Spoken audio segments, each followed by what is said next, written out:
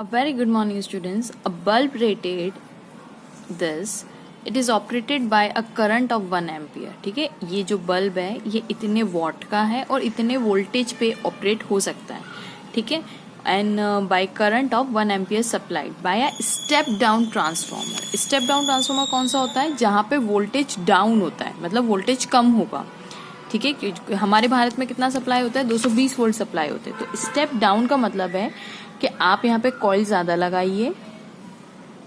ठीक है, और अगर स्टेप डाउन मतलब यहाँ पे आपको क्या करना है? स्टेप करना है और डाउन. तो स्टेप डाउन मतलब वोल्टेज डाउन. तो यहाँ पे हम क्या करेंगे? बस दैट्स इट. ये कॉइल ज्यादा, ये कॉइल कम, तो ये स्टेप डाउन हो जाएगा. क्योंकि जितना ज्यादा वो आप जितने ज्यादा टर्न्स देंगे उतना मैग्नेटिक फ्लक्स चेंज होगा. जितना मैग्नेटिक फ्लक्स चेंज होगा इतना ज्यादा ईएमएफ प्रोड्यूस होगा.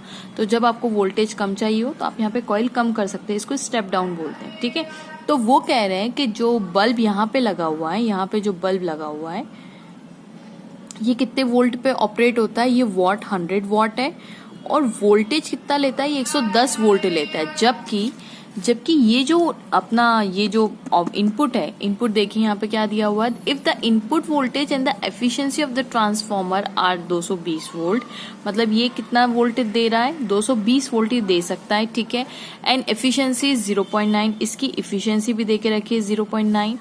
और इनपुट करंट पूछा है, तो उन्होंने पूछा है कि ये जो इनपुट आप करंट देंगे वो कितना होगा. ठीक है, हम इनपुट करंट को IP नाम दे देते हैं क्योंकि ये प्राइमरी कॉइल है और ये हमारी सेकेंडरी कॉइल है, तो मैं इसको IS नाम दे देती हूँ. और ये IS की वैल्यू उन्होंने कितनी देके रखी है? हमें 1 एम्पियर, क्योंकि उन्होंने बोला है करंट कितने पे, बल्ब कितने पे ऑपरेट हो रहा है? 1 एम्पियर पे ऑपरेट हो रहा है.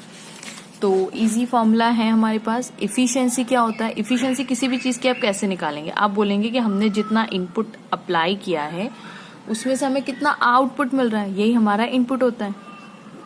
दैट इज आउटपुट हमें कितना मिला. तो यहाँ पे हम पावर का ले रहे हैं क्योंकि पावर कितना हो जाएगा? V × I आ जाएगा. तो पावर आउटपुट और पावर इनपुट, यानी ये PO/P I कर देते हैं. ठीक है, अब जो एफिशिएंसी होती है, पावर कितना होता है? V × I होता है.